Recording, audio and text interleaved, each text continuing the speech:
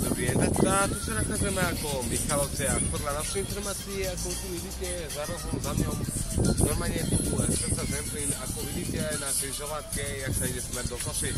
Urobili si nové, ako vidíte, samozrejme boli sme aj tam zruka, normálne si tu urobili nové všetko, ľudia Michalovských občanov sa tu veľmi páči.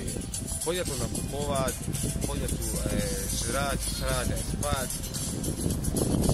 No a aj vedľa toho ešte ukončený parkoviska, normálne ako vidíte tu plná auta.